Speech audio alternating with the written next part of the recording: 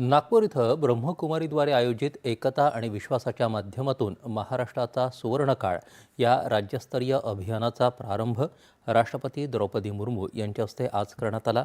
जामठा इथल्या ब्रह्मकुमारीज विश्वशांती सरोवर इथं झालेल्या या सोहळ्याला राज्यपाल आचार्य देवव्रत, महसूल मंत्री चंद्रशेखर बावनकुळे आदी मान्यवर उपस्थित होते।